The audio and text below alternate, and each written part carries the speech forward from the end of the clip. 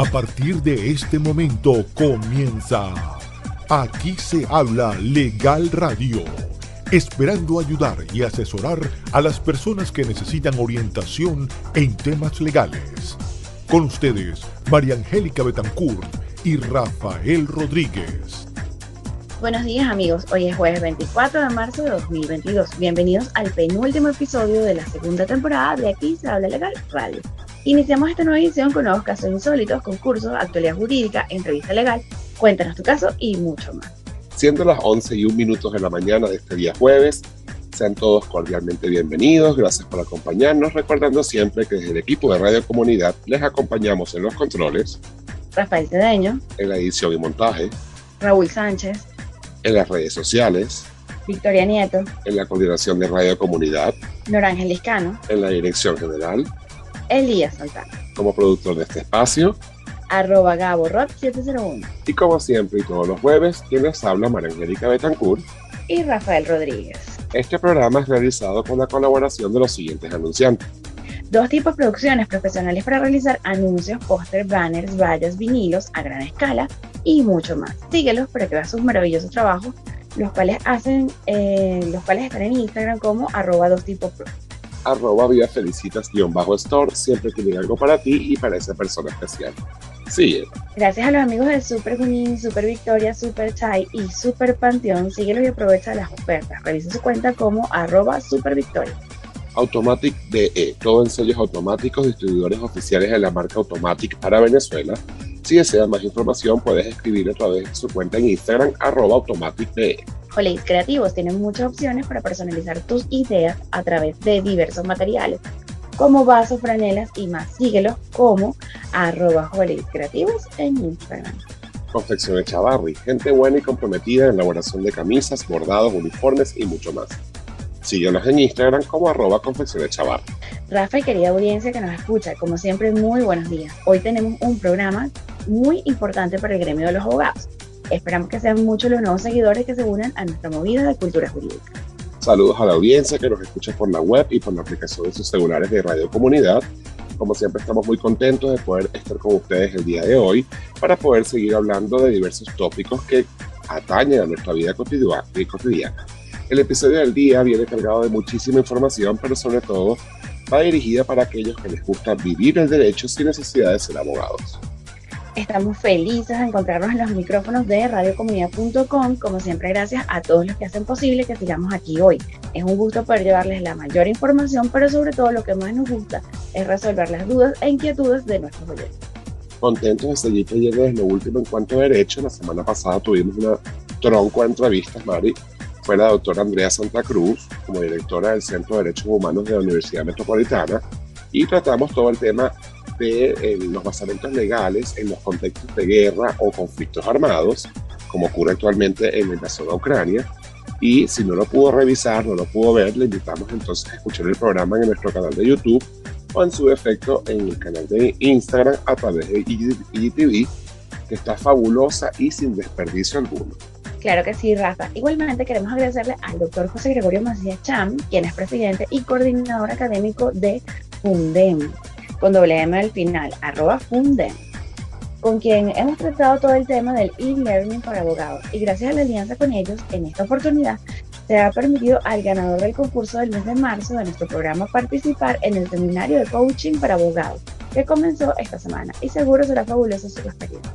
Asimismo, ya nos estamos preparando entonces para el concurso del mes de abril, ya con algunos de nuestros patrocinantes y nuevos colaboradores que desean participar como parte activa de nuestro programa, y así que muy pronto vamos a anunciarlo por esta misma vía.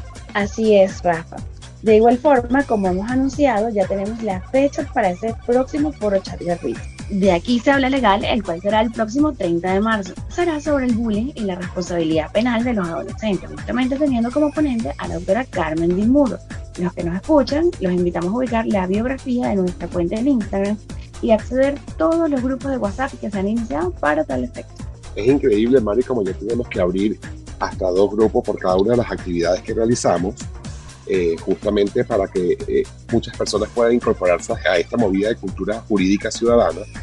Ya ven, como siempre esta semana Mari vino cargada de demasiada información, nuevamente temas en tendencia por las redes sociales, unos cuantos juicios anticipados de todas las personas que interactúan en las redes, unas ilegalidades también evidentes que se anuncian con la elección de nuevos magistrados del Tribunal Supremo de Justicia, y gracias a Dios podemos hablar el día de hoy sobre ese tema con la doctora Laura Lousa.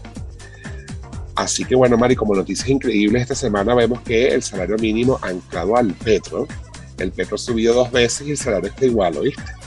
Bueno, Rafa, porque es que eso tiene otra explicación. El salario mínimo está anclado al petro del día de ese momento en que lo anunciaron. Pues. O sea, no era que, mire, eso fluctúa, no, eso no va a ser así, usted no esté contando con que eso va a cambiar.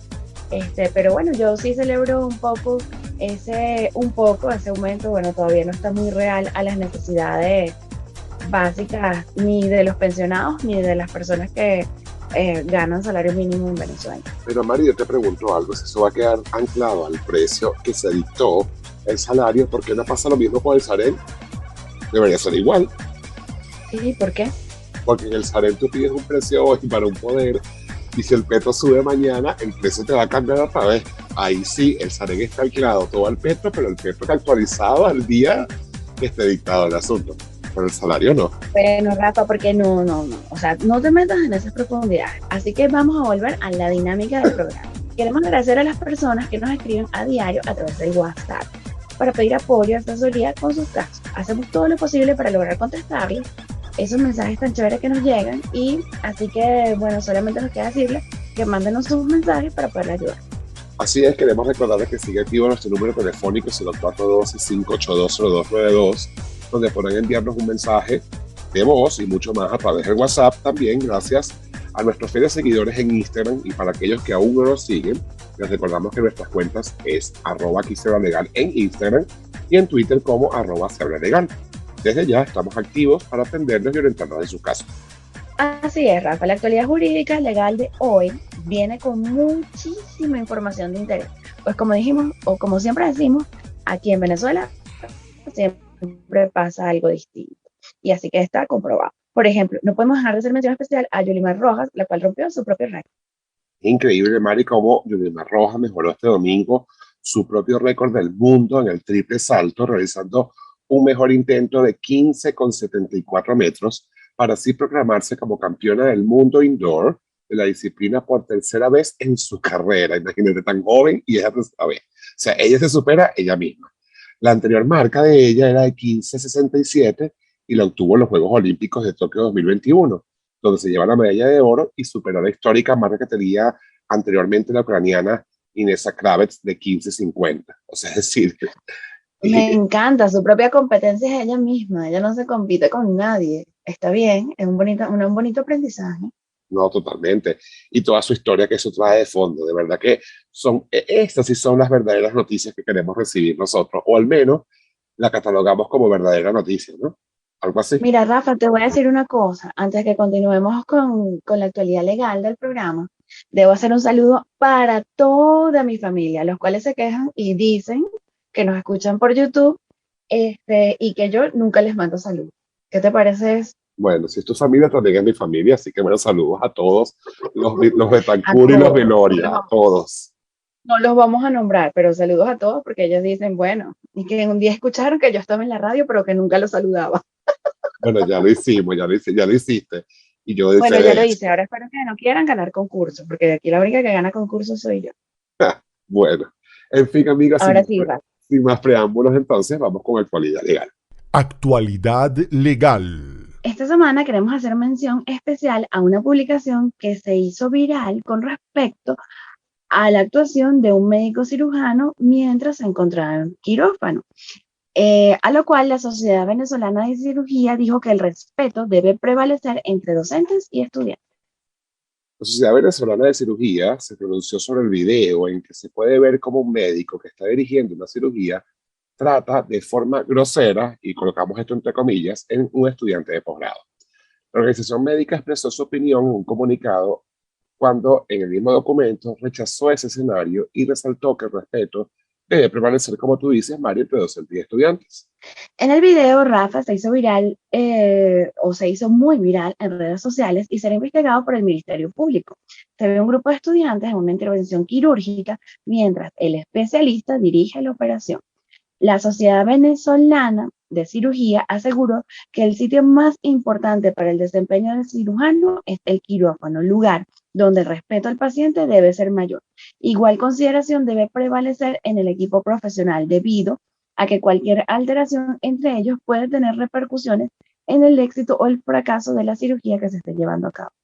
La Junta Directiva de la Vida Sociedad exhorta a las autoridades de las diferentes sedes universitarias y no universitarios donde exista docencia de nivel de posgrado a mantener una vigilancia estricta sobre los cuerpos docentes y de residentes en formación para que el respeto entre todos se cumpla y se mantenga como una medida de preparación adecuada de las futuras generaciones de relevo.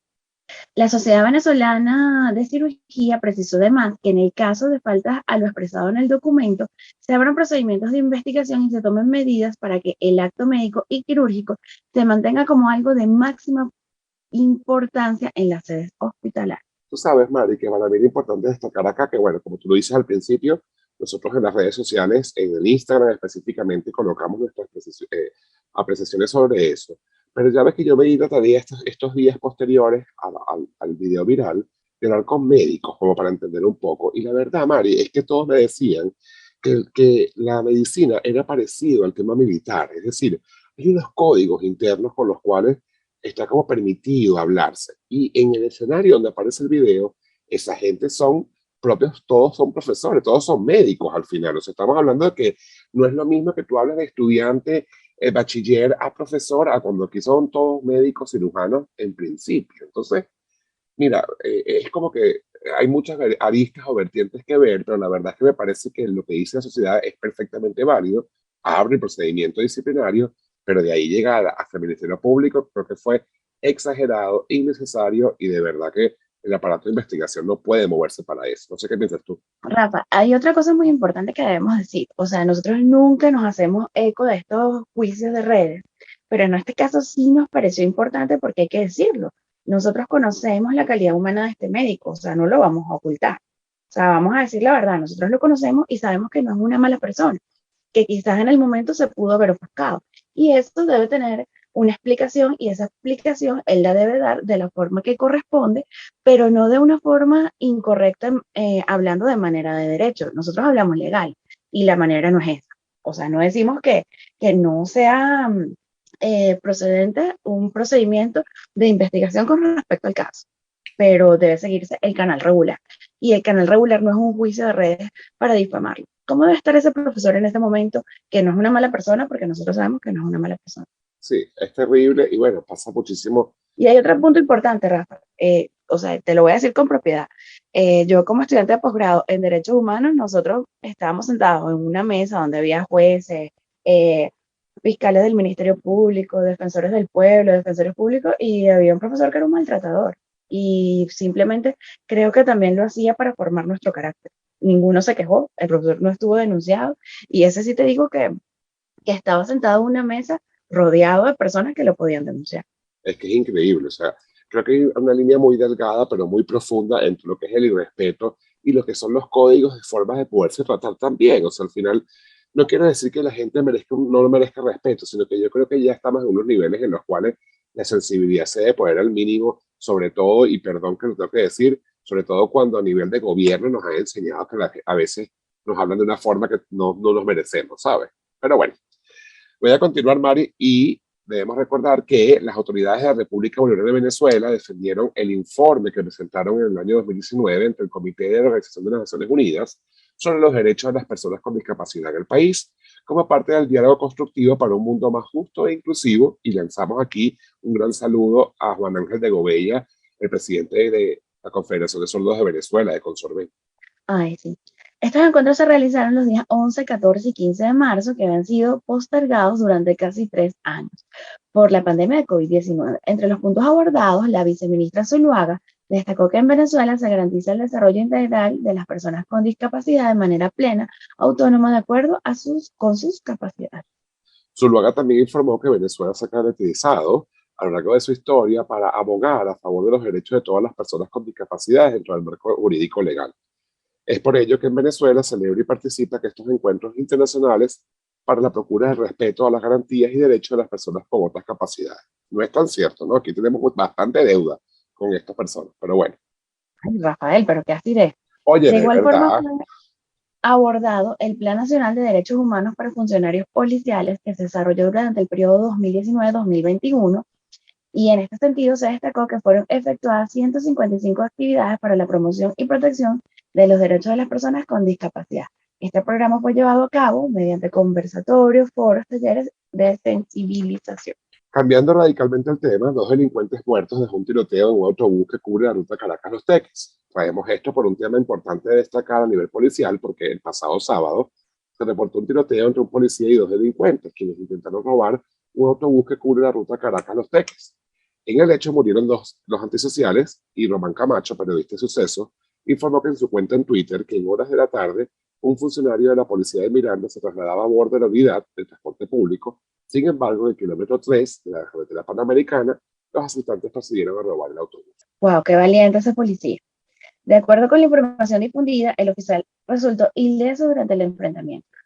Camacho indicó igualmente que las comisiones del CICPC y la Policía Nacional Bolivariana se trasladaron al lugar para realizar el levantamiento de los cuerpos, además de comenzar con las investigaciones del suceso. Los usuarios de las redes sociales expresaron su preocupación debido a que aseguran que se trata de una ruta en la que los robos son muy frecuentes. Esa ruta es una guillotina. Este año los robos han sido descomunales, comentó una de las usuarias, hasta cuando los choferes van a seguir montando pasajeros que salen desde el terminal hasta la entrada del Fuerte Tiuna. Los robos seguirán. Así que está muy clara la denuncia de este espacio y mientras haya dólares afuera en la calle, Mari, es cualquier blanco para los delincuentes. Eso es así. Ay, Rafa, luego de 14 años, el Sambil de la Candelaria vuelve a manos de sus dueños. Yo pienso ir a esa feria a comerme algo, a tomarme algo, cuando salga del registro del primer circuito de Libertador, porque está justo enfrente y me parece que va a ser un centro genial para descansar y tal vez sacar alguna copiecita o cualquier cosa. El centro comercial Sambil de la Candelaria fue devuelto a su propietario después de 14 años de haber sido expropiado por el gobierno del entonces presidente Hugo Rafael Chávez. Esta mañana recibimos oficialmente las instalaciones del Sambil en la Candelaria. Están en muy buenas condiciones y desde ya estamos evaluando y comenzando las preparaciones para finalizar las adecuaciones y abrir lo más pronto posible, dijo el empresario Alfredo Cohen en un mensaje publicado en Instagram. Yo vi ese mensaje y de verdad quedé como un poco impactado porque conociendo cómo es Alfredo Cohen en sus eventos sociales, verlo ahí como lo dijo. Quiero ir. ¿Qué te pasa? Yo voy a esa fiesta de apertura. A mí me dejó un poco extrañado, pero más allá de eso, en este caso Alfredo Cohen aseguró que el edificio estará muy pronto abierto al público, va a generar 3.500 puestos de trabajo y desde tempranas horas del pasado 18 de marzo ya se hablaba de la entrega de las instalaciones a sus dueños. De acuerdo con la periodista Ginel González, esta devolución fue gestionada durante un año por medio de la subcomisión de la Comisión de Diálogo, Paz y Reconciliación Nacional, integrada por Francisco Torrealba, José Gregorio Correa, Luis Eduardo Martínez y Antonio Benavides Torres. Me encanta ver este tipo de cosas porque al final tú jurídicamente... Son acuerdos. Sí, pero jurídicamente no vas a entender qué pasó 14 años, porque al final ni lo expropiaste, ni lo ocupaste previo. Mamita, aquí lo confiscaste por 14 años y lo estás devolviendo. No hay más nada que decir. Ay, aparte ni siquiera le cobraste ese poco de impuestos bien chéveres que te caen en la alcaldía. Por eso mismo, se lo dieron a una gente en una vaguada, creo, y ahora lo están devolviendo y que, ay, bueno, tómalo, no lo queremos más. Pero aquí, legalmente, ¿aquí qué hubo? Pues imagínate, porque no hubo un procedimiento exploratorio, no hubo nada. Y no se le pagó nada a nadie, pero bueno. Continúa tu amigo. Bueno, pero qué bueno que se le está dando una cara diferente a la Candelaria. A mí me encanta, me encanta, me encanta. Así es. En fin. Esta edificación fue tomada por el gobierno de Hugo Chávez en diciembre de 2008. Inicialmente fue utilizada como un albergue para familias afectadas por una vaguada y posteriormente la convirtieron en un depósito de enseres del programa Mi Casa Bien Equipada. Desde que ya no hay productos que guardar ahí. Bueno, puede ser una acción, pero sabes que en el mes de diciembre se habían cumplido ya 13 años de la expropiación que habían hecho hasta los vecinos del sector que le exigieron a la alcaldesa de Caracas, Carmen Meléndez, la devolución del inmueble a sus dueños. Si hubo una expropiación, y los abogados que nos escuchan, eso es un acto que es toma y dame, justiprecio y toma de inmueble. ¿Qué es esto que lo devolvieron? Aquí no hubo nada, o sea, seamos sensatos.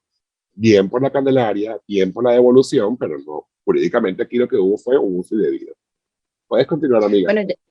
Bueno, te cuento que bancos deberán restablecer sus actividades de atención al público en su horario habitual. Menos mal, amiga, menos mal. Después sabes que nos Ay, cerraron la ya yo puerta. estoy acostumbrada. ¿Estás loca? Yo me acostumbré rapidito. Sí, Porque no chévere. le comentas a la audiencia que nos cerraron la puerta en la cara a la 1 de la tarde y teníamos a las 3 una firma y señalamente la fecha. Pero bueno, No, pero también se quedó uno dentro del banco y el otro le pasó por los papeles por la ranura. qué horrible. Bueno, tú te acostumbras a esas cosas. Las entidades bancarias restablecieron este lunes 21 de marzo sus actividades de atención al público en su horario habitual, desde las 8:30 am hasta las 3:30 pm por parte de un comunicado emitido por la Superintendencia de las Instituciones del Sector Bancario. Sudeban indicó en un comunicado publicado en su cuenta en Twitter que la medida fue tomada en vista de la flexibilización amplia instruida por el Ejecutivo Nacional el 1 de noviembre, con el propósito de activar y fortalecer el sector económico y comercial del país. Esta superintendencia, de conformidad con los artículos que establece la Ley de Instituciones del Sector Bancario, instruye el pleno establecimiento de las actividades para que implican atención directa a las agencias bancarias desde las 8 de la mañana hasta las 3:30, indicó en la misiva. Bueno, amigos, hemos llegado a la primera mitad del programa del día de hoy. Por ello, vamos a nuestro jueves de TVT musical, como siempre. Igual, regresamos con la entrevista legal que haremos a la doctora Laura Louza, como directora y fundadora de la Asociación Civil Acceso a la Justicia, para hablar de todo lo relacionado con los nuevos nombramientos de los magistrados del Tribunal Supremo de Justicia. En este caso, Mari, hoy es nuestro jueves de TVT musical y como es jueves 24 de marzo, es justamente el día que celebramos cuando el presidente José Gregorio Monagas, por la ley del Congreso de la República, abolió formalmente la esclavitud en Venezuela en el año 1854. Por eso vamos a escuchar la canción La Rebelión de Joe Arroyo, justamente por esta gran canción que pasaron los años y sigue siendo el clásico de la salsa para abrir las pistas en todas las rumbas que hemos tenido en la vida y que seguiremos teniendo. Por eso dejamos a ustedes en estos momentos unos minutos, nos vamos Mari y yo a bailar un rato y después de la pausa venimos ya con la entrevista legal. Recuerden que esto es... Gracias, ya volvemos. Aquí se habla legal radio. Quiero contarle, mi hermano, un pedacito de la historia negra, de la historia nuestra, caballero, y dice así.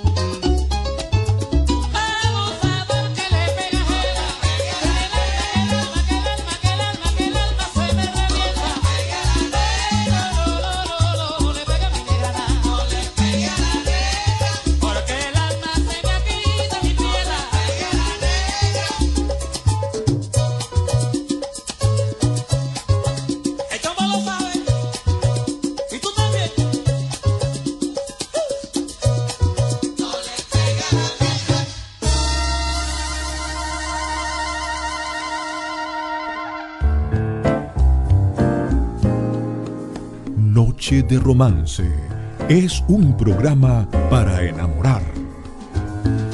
Disfrutando acordes, letras, música y melodías románticas del mundo. Con Soraima Tirado. Todos los sábados de 8 a 10 de la noche por radiocomunidad.com.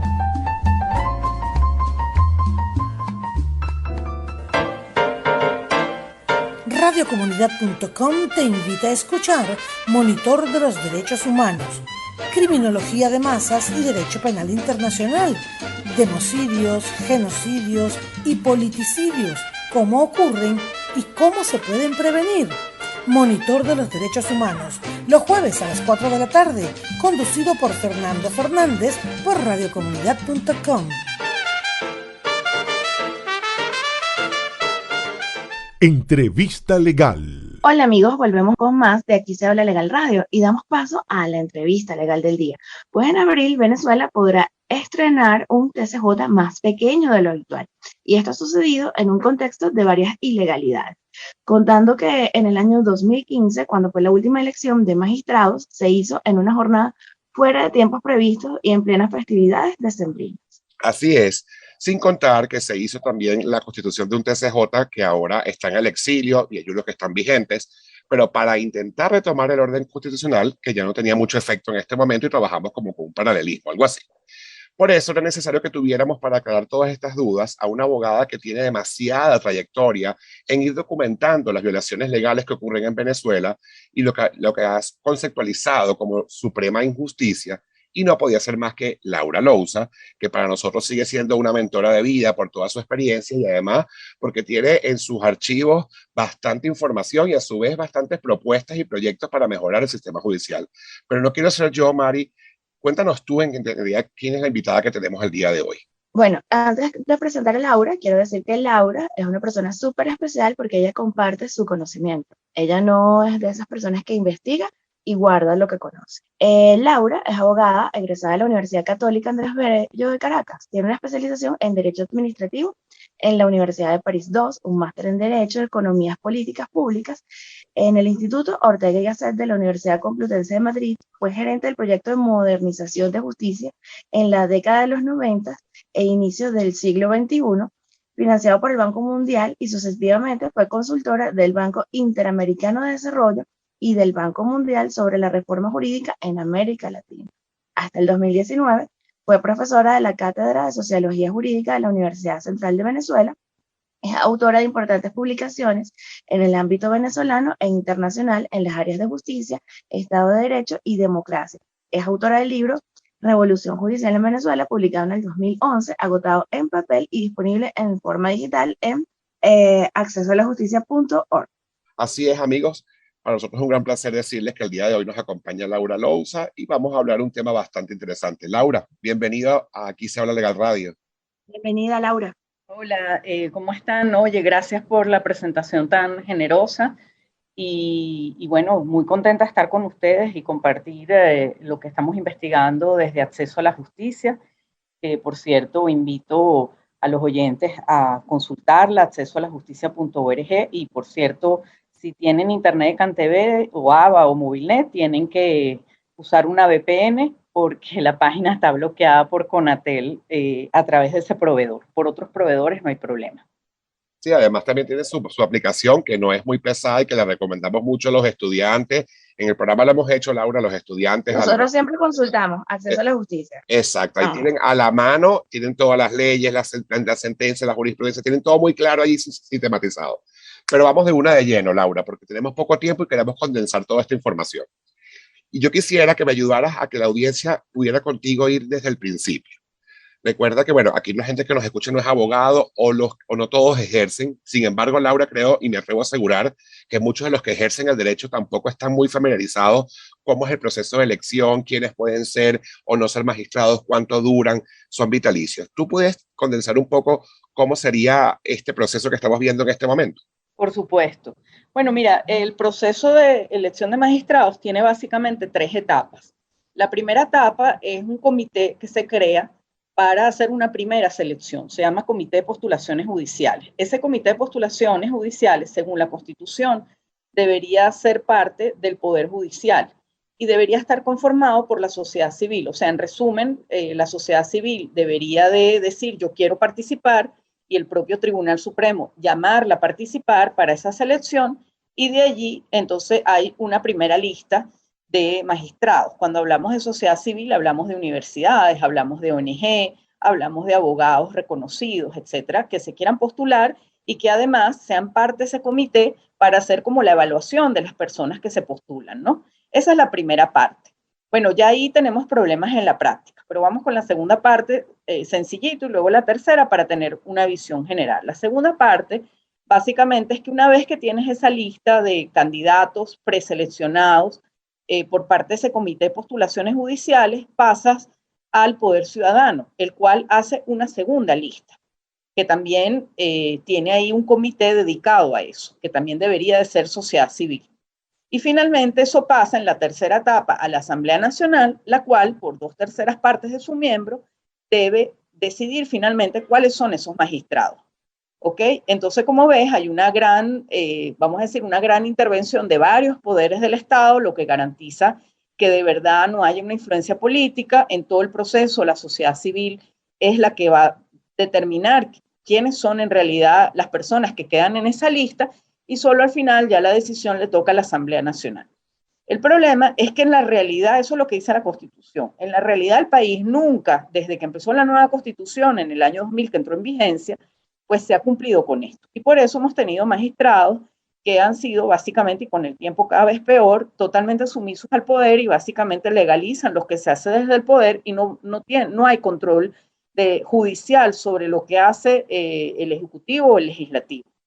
Entonces, hace poco hubo una ley de reforma de la ley anterior, que era del 2010, y si podemos imaginarnos, que no es fácil, esta ley es peor que la anterior.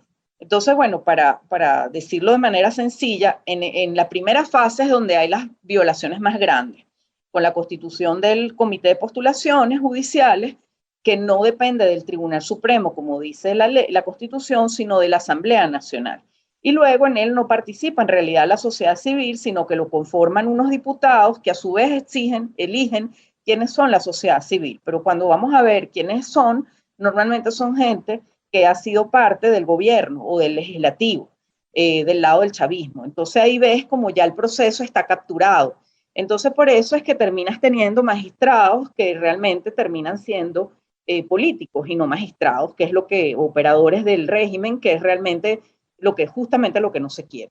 Laura, una pregunta. Las últimas elecciones o el proceso para elegir magistrados, ¿cómo han sido? Bueno, el que estamos viviendo ahorita. Los anteriores. O sea, los anteriores, en años anteriores, sí. ¿Cómo se han dado? Sí, bueno, la constante es que justamente este comité de postulaciones judiciales es parte de la Asamblea Nacional, está conformado por un grupo de diputados, cosa que la Constitución no dice en ningún lado. Esos diputados designan o eligen a quienes van a ser los miembros de la sociedad civil, es decir, que no participa la sociedad civil en ese proceso de primera preselección que establece la Constitución, y luego hay muy poca transparencia. El baremo con el cual se establece quiénes son, se eligen estos magistrados o se selecciona, no es publicado, no se conoce. El proceso de impugnación normalmente no se da abiertamente, casi nunca se abre, aunque haya impugnaciones, y se maneja como decir todo cerrado, ¿no? Y finalmente pasa al Poder Ciudadano con la segunda lista, un poco en la misma dinámica de todo cerrado, y luego cuando llega a la Asamblea Nacional, la práctica ha sido cuando la Asamblea Nacional no ha tenido las 2/3 partes, por parte del gobierno, vamos a decir que los diputados, las 2/3 partes de los diputados no son del partido gobierno, entonces la ley establece, la anterior y ahora la actual también, que a la cuarta convocatoria se pueden elegir por mayoría simple. Entonces ha habido una serie de movimientos muy particulares donde el presidente de la Asamblea, que suele ser alguien del partido gobierno, logra que esas convocatorias no se den, no haya quórum en las primeras 3 y se llega a la cuarta, entonces por mayoría simple, y así mayoría simple es donde el chavismo tiene, o sea, todos son diputados del chavismo y eligen a magistrados que terminan siendo políticos. Eso ha sido la práctica generalizada prácticamente desde que se entró en vigencia la Constitución. Ha habido unos momentos en que ha habido unas peculiaridades, pero en general esto es la regla. Laura, estamos claros, porque yo creo que la pregunta fue dirigida a cómo va a seguir siendo históricamente el asunto, y ya queda para nosotros claro que fue desde la nueva Constitución y las reformas de la ley. Pero si pudiéramos hacer un cúmulo de arbitrariedades, es decir, en este caso, tantas cosas han sucedido generalmente en la postulación, en la posibilidad que puedan decir que no están de acuerdo, o que, o sea, en todo este proceso han habido irregularidades. ¿Me podrías hacer un resumen y a su vez explicarnos a nosotros cómo haremos, o sea, cómo se puede hacer para dónde acudir en caso de estar en desacuerdo de ello? Porque pareciera que vamos al mismo lugar que están eligiendo quién va a decidir, ¿no? Sí, ese es un problema, efectivamente, porque bueno, si tú impugnas el proceso como tal, claro, aquí, como la ley establece que es un proceso que lleva la Asamblea y no el Tribunal Supremo como tal, bueno, tú podrías impugnar ante el Tribunal Supremo porque él no está participando en ese proceso. Pero el problema es que justamente, por lo menos en esta etapa, justamente ahora, con la nueva ley, hay una irregularidad adicional, que es que los propios magistrados que están ahorita en el Tribunal Supremo, si no tienen el periodo vencido, que en realidad los que están ahí, los 32 principales, no lo tienen vencido, pueden repetir. Eso es contra la Constitución. Entonces, obviamente, como bien dices tú, si yo voy, como de hecho supimos ayer, hay una impugnación de la ley o del proceso, como esos magistrados tienen interés en quedar, ellos no van a anular esa ley porque son juez y parte. Entonces, de hecho, ayer no tenemos los detalles porque anunciaron la sentencia, pero no aparece publicado el texto completo, el Tribunal Supremo, pero sabemos que no admitieron una demanda justamente de nulidad contra el proceso y contra la ley. Entonces, claro, pasa lo que tú dices. O sea, al final todos los procesos que ha habido han sido inconstitucionales y los recursos siempre han sido declarados sin lugar o no admitidos por el Tribunal Supremo, diciéndolo en sencillo como las demandas, ¿no? Pero en este caso la cosa es todavía peor porque los que están en ejercicio pueden repetir, cosa que en otra época no se daba. Y entonces, con más razón, ellos no van a aceptar ninguna demanda en contra del proceso donde ellos están metidos y donde ellos pueden quedar. ¿Me explico? Laura, ¿cómo afecta al venezolano este tipo de decisiones? Mira, a veces no es fácil entender cómo un órgano como el Tribunal Supremo, que vamos a decir, no es que normalmente lleguen tantas demandas al Tribunal Supremo, es como que, bueno, tú sabes, primero vas al tribunal más cercano, al que conoce casos más sencillos, y lo que llega al Tribunal Supremo son cosas de más envergadura. Entonces uno podría pensar, bueno, a mí no me afecta. El problema es que desde que empezó el chavismo, y lo hemos visto sobre todo en los últimos 10 años, el Tribunal Supremo a través de sus sentencias se dedica a cambiar la Constitución, a cambiar las leyes, a designar incluso a miembros del CNE. O sea, hemos visto que va mucho más allá de lo que son sus funciones constitucionales y además no le pone límites al poder. Entonces, ¿cómo afecta? Bueno, que básicamente el Tribunal Supremo, sin ser un órgano elegido por el pueblo, decide cosas fundamentales de nuestra vida. Si una ley que puede afectarnos en cuanto a nuestro derecho a la vivienda, nuestro derecho a la salud, o incluso un órgano electoral como es el CNE tan importante, pues va a ser quiénes son sus miembros, que debería haber también ahí todo un proceso de participación ciudadana, y sin embargo no se da porque el Tribunal Supremo se ha dedicado a elegirlo. Entonces vemos como el Tribunal Supremo ha sido una ficha fundamental del chavismo para controlar los demás poderes del Estado, fuera obviamente el Ejecutivo y el Legislativo, donde naturalmente tiene control por el tema electoral, pero también para establecer las reglas del juego. De hecho, en las últimas elecciones de la Asamblea Nacional, el Tribunal Supremo fue el que dijo al CNE las reglas del juego cómo debían ser.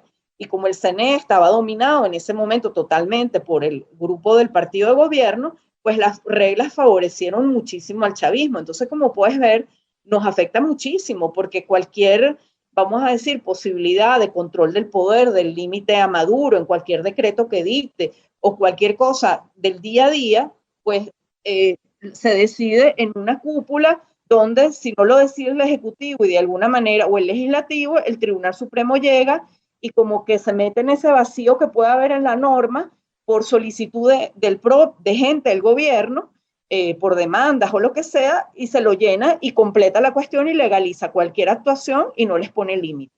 Laura, lo principal que hemos hablado acá ha sido como la forma arbitraria en que se han hecho las postulaciones. Pero también hemos escuchado que hay una disminución de los magistrados. He leído por allí alguna tendencia que dice que, bueno, que disminuirlos a veces puede ser mejor, pero otros dicen que no está bien disminuir la cantidad de magistrados. Ya sabemos que hay algo fuerte, arbitrario e ilegal en la forma en cómo están haciendo la selección. Pero más allá, en el fondo, esta reforma de la ley que disminuyó la cantidad de magistrados, ¿qué consecuencias tiene a nivel ya del ejercicio judicial del Tribunal Supremo? Sí, fíjate, cuando empezó el Tribunal Supremo eran 20 magistrados. Luego hubo una ley en el 2004 que lo aumentó a 32 magistrados, o sea, 12 más.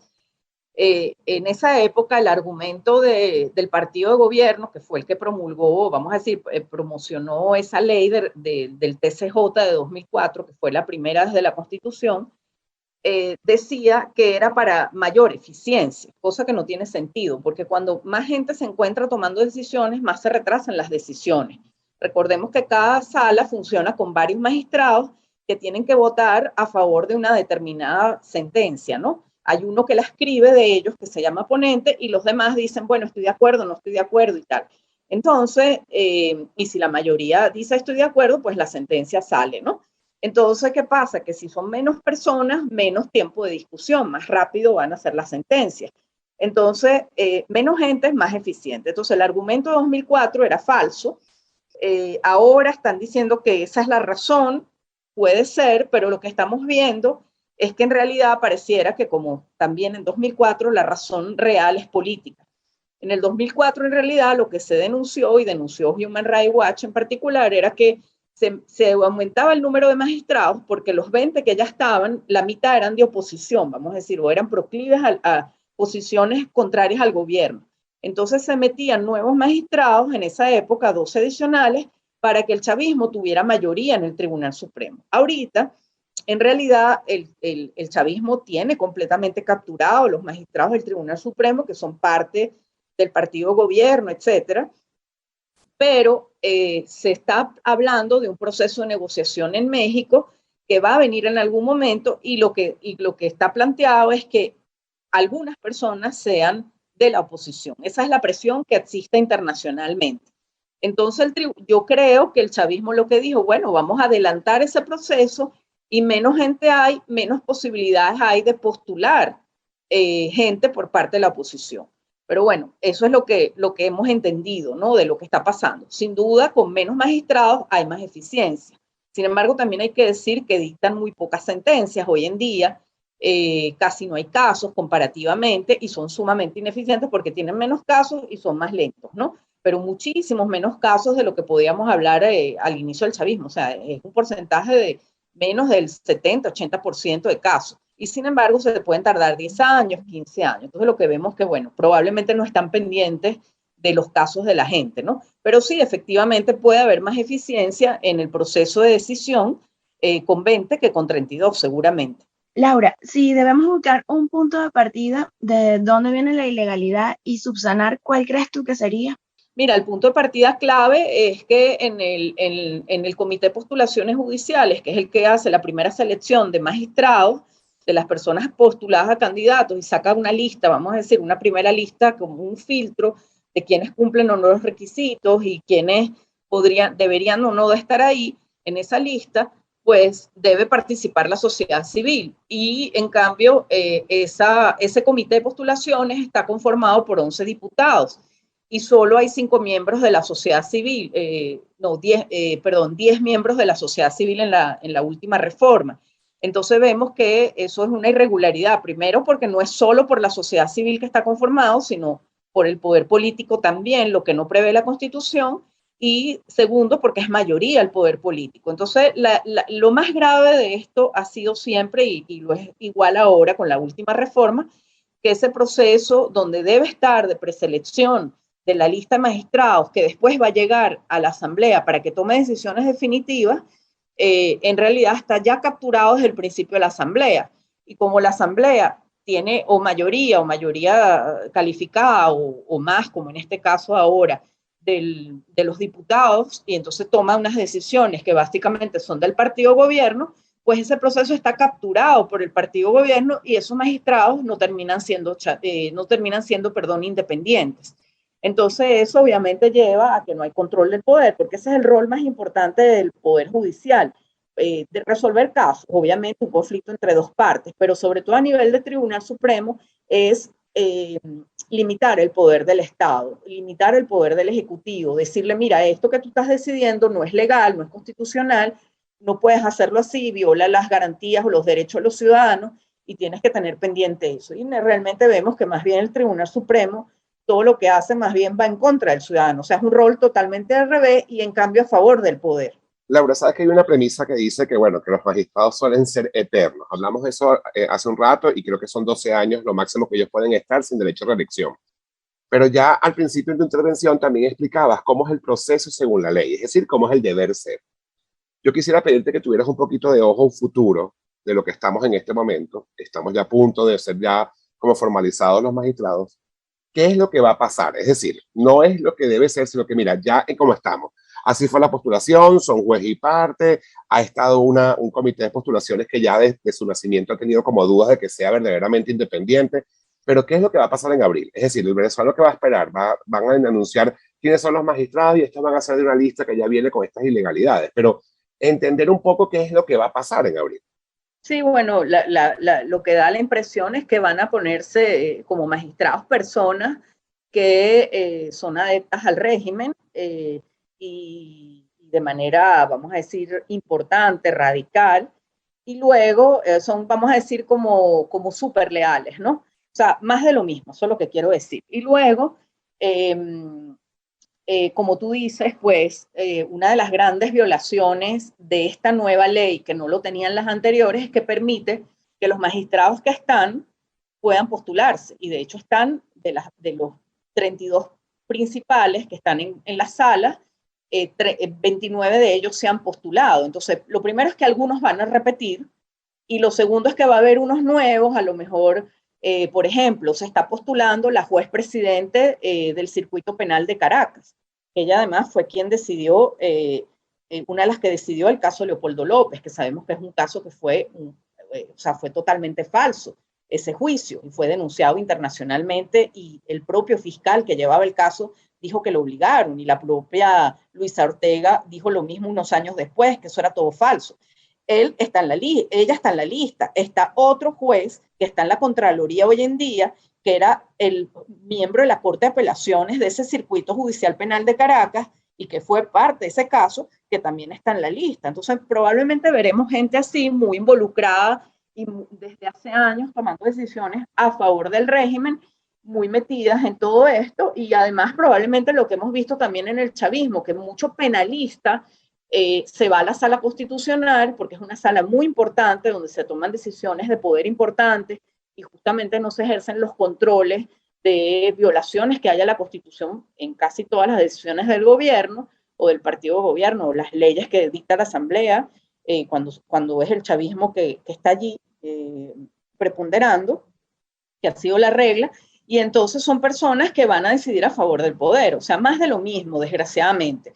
Lo que sí vemos interesante es que hay dos cargos, que son el inspector de tribunales y el director ejecutivo de la magistratura, que tienen como más control sobre los jueces, y lo que pareciera es que el propio chavismo quiere como que quitarle un poquito de poder a esos magistrados, que hoy en día tienen todo el poder sobre los jueces, que es lo que se ha denunciado en varios informes internacionales, los nombran, los sacan, los presionan, y dividir un poco eso y controlar un poco al TCJ. O sea, pareciera que en el chavismo hay como dos bandos, fue la impresión que tuvimos, y quieren como que un bando dice, déjame quitarle un poquito de poder a estos magistrados, o el mismo chavismo, pues no sabemos si es un tema de dos bandos, o el chavismo, vamos a decir, en su cúpula decidió, bueno, vamos a bajarle un poco a ese TCJ y los jueces lo vamos a controlar por otro lado.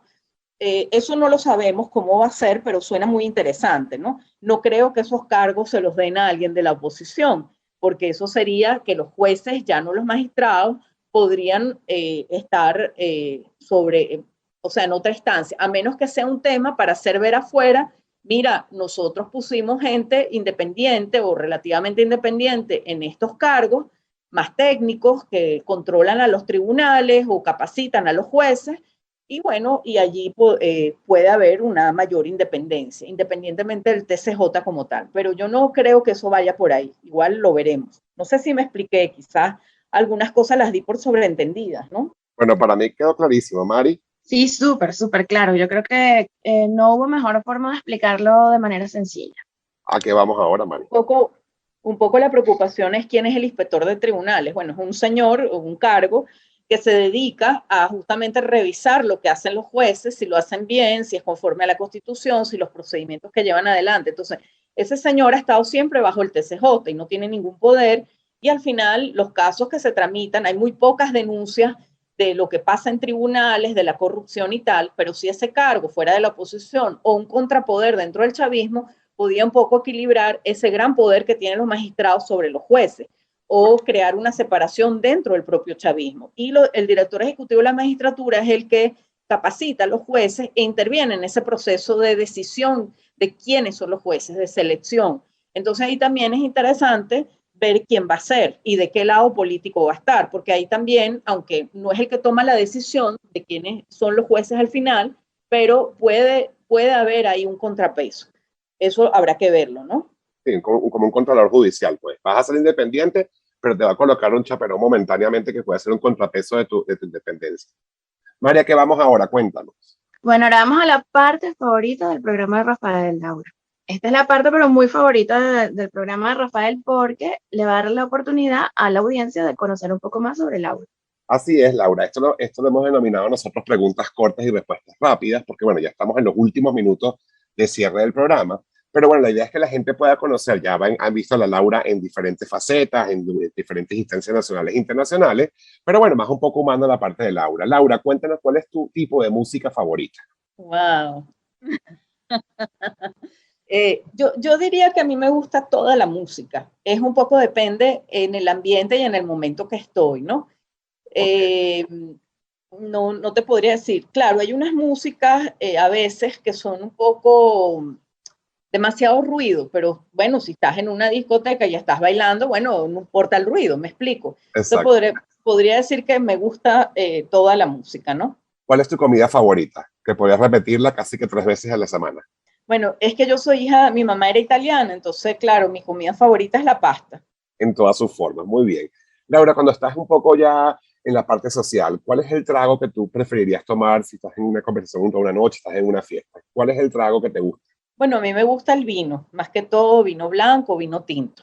Cuando tú llevas tu programa de actividades, ¿tienes que manejar una agenda o tú sientes que todavía puedes trabajar perfectamente con tu agenda en la mente? No, yo tengo un Excel donde yo voy poniendo todo lo que tengo que hacer porque es que son muchas cosas. Aquí hay mucha emergencia, ¿no? Todo el tiempo. Entonces, tengo que anotar y llevo mi agenda. Perfecto. ¿El último libro que recuerdas haber leído o ese libro favorito que estaría siempre y lo puedes leer 20,000 veces? Bueno, me gusta mucho Rebelión en la Granja de George Orwell, que es un libro además que se consigue en PDF y explica muy bien lo que nos ha pasado. Me gusta también 1984, claro, no, sobre todo 1984, el mismo autor no es un libro alegre, claro. Pero bueno, ese me gustó mucho, la verdad. Ahora, a mí me encanta Harry Potter, por ejemplo. Ese lo podría leer 100 veces. Y te lo has leído todos los capítulos, todos los tomos. Sí, bueno, me falta el último, que entiendo que no fue escrito por la escritora, sino como un grupo de fans, y bueno, me lo trajeron de afuera y bueno, no lo he leído. La justicia en Venezuela no te deja la justicia terminando de leer.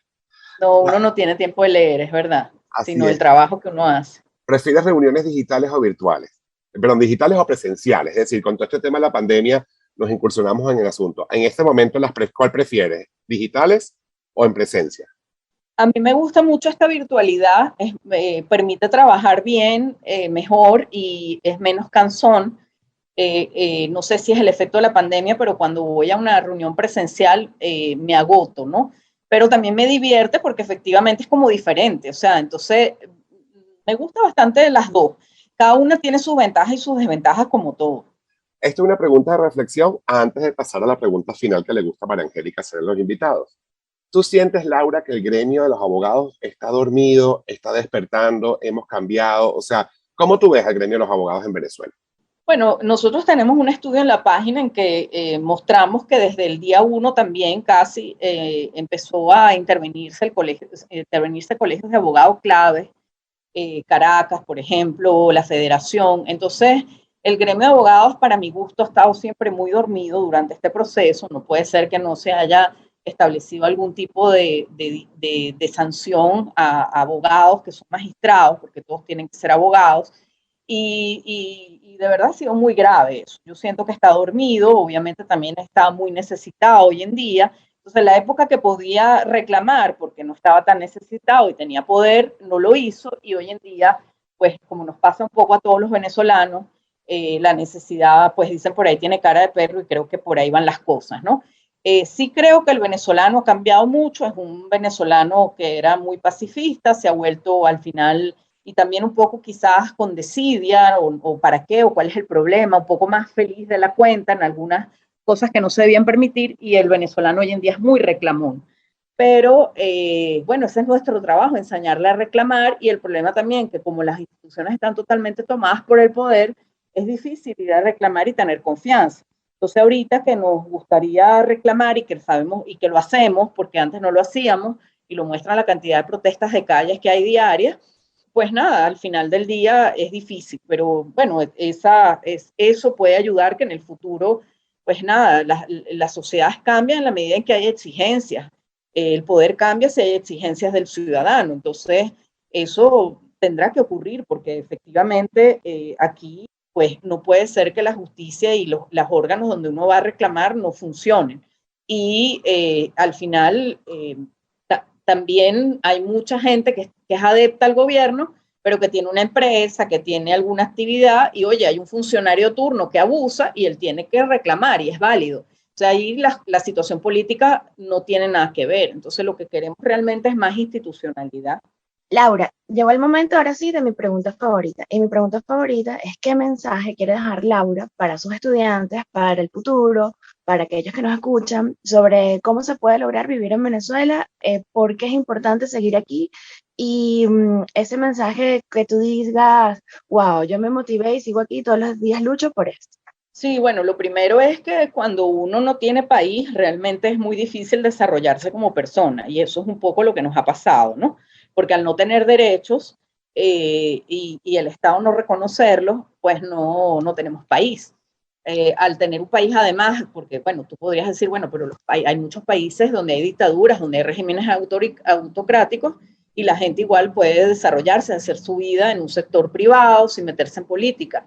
El problema es que aquí no tienes luz, no tienes servicios, no tienes una cantidad de cosas que son educación, esenciales, salud, para poder realmente desarrollarte adecuadamente como persona, y peor en las regiones o en ciudades o en sitios más pequeños, ¿no? Y alejados.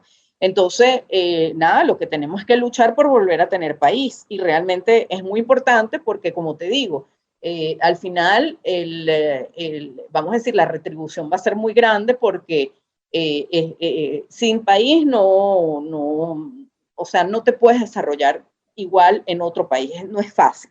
Y además, bueno, es un tema vamos a decir, de hermandad con nuestros hermanos venezolanos, porque aunque uno se vaya, y no significa que desde afuera no pueda ayudar al país o hacer mucho, sin duda tenemos problemas con la generación de relevo y eso pues nos hace mucha falta que se queden y se formen, sobre todo, y que además no incurran en estas prácticas que hemos visto en los últimos 20 y pico de años, y eso a veces también pasa con la oposición, que imita o uno dice, bueno, y entonces, ¿por qué lo hace igual al otro? Porque eso es lo que hemos aprendido. Entonces, tener muy presente valores tan importantes como la honestidad, la transparencia, el tema de no hacerle al otro lo que no te gusta que te hagan, el respeto, que son a veces la disciplina, el trabajo, que al final son las cosas que más importan en la vida, porque el dinero puede ir y venir.